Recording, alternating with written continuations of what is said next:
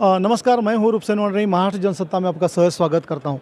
आज देखिए मैं यहाँ पे जियो सेंटर में हूँ, सीएमपीएल का यहाँ पे एक्सपो हो रहा है। सीएमपीएल तो खास करके कंज्यूमर प्रोडक्ट है, या तो कॉस्मेटिक हो, या तो परफ्यूम्स हो, या तो होम केयर हो, ऐसे डिफरेंट डिफरेंट के यहाँ पे एग्जीबिटर यहाँ पे हिस्सा लेते हैं। उनमें से रवि इंडस्ट्री करके रवि इंडस्ट्री है, तो मनु डिंगरा सर है, एमडी है, चेयरपर्सन है।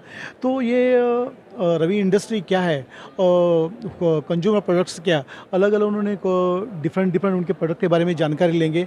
सर मनु सर, महाराष्ट्र जनसत्ता में स्वागत करता हूं आपका। सीएमपीएल का कंपनी पे यहाँ सीएमपीएल का एक्सपो यहाँ पे जियो सेंटर में हो रहा है। एक ब्रांड है, तो आप भी एक रवि इंडस्ट्री का एक ब्रांड लेके यहाँ पे एग्जीबिटर करके हैं, तो मुझे आपके कंपनी के बारे में बताइए सर। रवि इंडस्ट्रीज़ की शुरुआत सन 98 में हुई थी, 27 साल हो गए।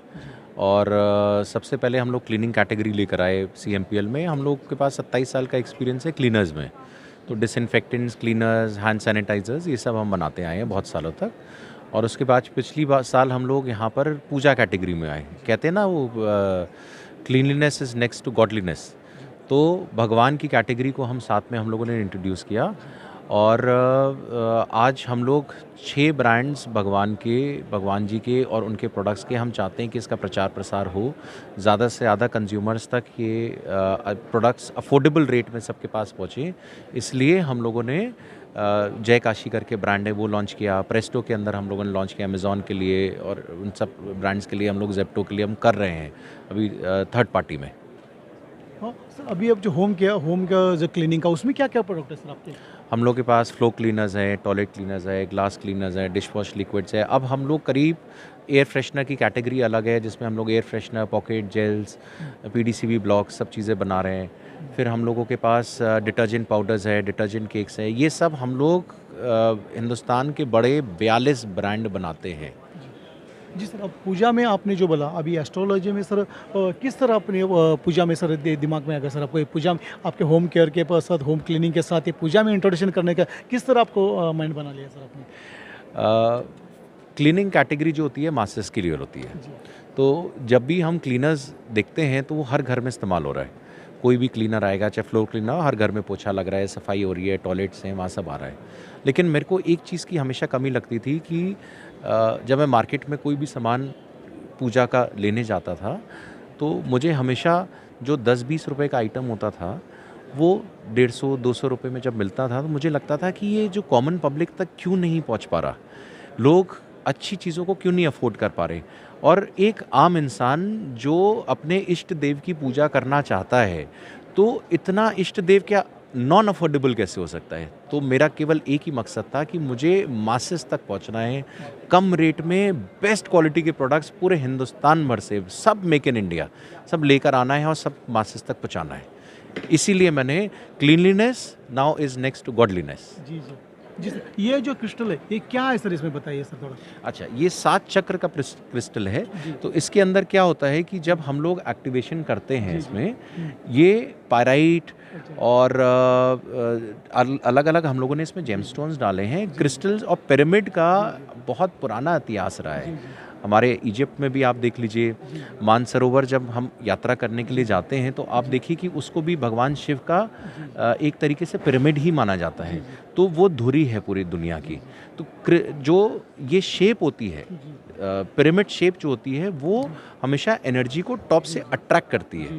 तो जो अट्रैक्शन होता है, अगर उसमें अलग अलग स्टोन्स डाल दिए जाएं, अलग अलग मात्रा में स्टोन्स हम लोग डालते हैं, हर वस्तु का हर क्रिस्टल का अपना एक बेनिफिट है। तो वो सारे बेनिफिट्स जब ये रखा जाएगा आपकी टेबल पे, सारे बेनिफिट्स आपको मिलते हैं। जी सर, और ये जो चीज़ है ये क्या सर, बताइए सर। ये बहुत खूबसूरत बटरफ्लाईज बनाई हैं। ये रोज़ क्वार्ट की बटरफ्लाई है। तो रोज़ क्वार्ट्स क्या होता है, it is made for love, affection.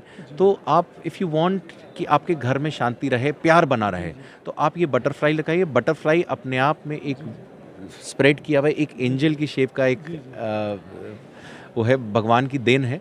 तो इसमें हम लोगों ने क्रिस्टल फॉर्म में इसको दे दिया है, ताकि इसमें एक खूबसूरती भी आए और एक एलिमेंट भी अटैच हो। और हम लोगों के आदमी इसके अंदर इतना महीन काम करते हैं कि वो, और ये भी अफोर्डेबल भी रखा है हम लोगों ने। और ये चीज़ जो ट्री का बनाई है, ये थोड़ा बताइए सर। ये अलग अलग क्रिस्टल्स के ट्रीज़ होते हैं। तो पेड़ का काम क्या होता है? पेड़ का काम होता है कि नॉलेज को इम्पार्ट करना, ठीक है। उसके लिए जब हम बुद्धिस्ट ट्री देखते हैं बोध गया में, तो that is a spiritual tree. Buddhism में एक उसका बहुत बड़ा महत्व है, ठीक है। उसी तरीके से पेड़ सबको छाया देता है, तो पेड़ जब छाया देता है तो कई लोगों का भला होता है। तो ये जब चारों डायरेक्शन में सब दिशाओं में ये स्प्रेड करता है, अलग अलग क्रिस्टल हर दिशा की, तो हर दिशा की जो नेगेटिविटीज़ आपके घर परिवार या उस पर आ रही है, ये सारी नेगेटिविटी अपने अंदर ले लेता है। तो पेड़ जो है वो बिल्कुल पेड़ का काम करता है, आपके परिवार को छाया का और प्रोटेक्ट करता है। जी सर। और CMPL एक्सपो एक ब्रांडेड है, आप भी एक ब्रांड है। एक CMPL सर कैसा लगा शो सर?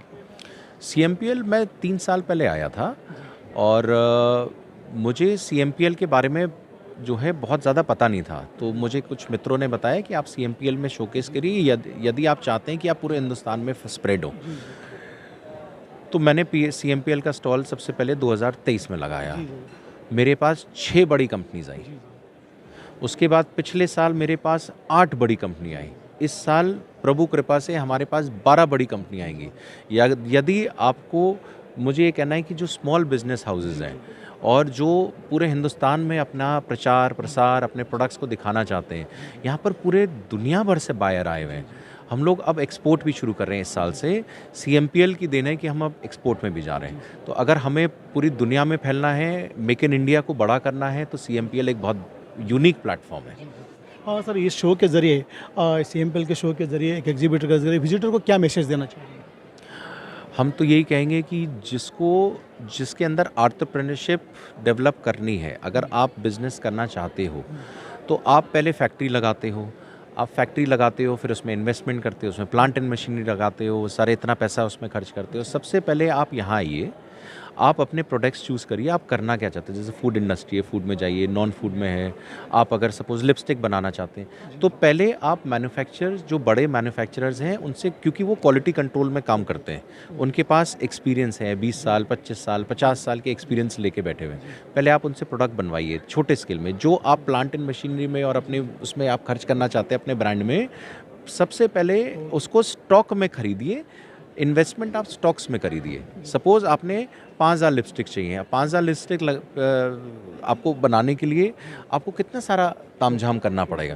तो आपने उतना ही पैसा अपने स्टॉक में खरीदा, उसको बेचा, अपना ब्रांड बनाया। जब आप बड़े बन गए तब फैक्ट्री लगाइए। जी सर। महाराष्ट्र जनसत्ता तक जुड़ने के लिए और कमेंट देने के लिए सर, मनु सर धन्यवाद सर। धन्यवाद, आपका भी बहुत बहुत धन्यवाद। धन्यवाद। मैं हूँ रूप सोनवणे, महाराष्ट्र जनसत्ता जियो सेंटर CMPL एक्सपो मुंबई।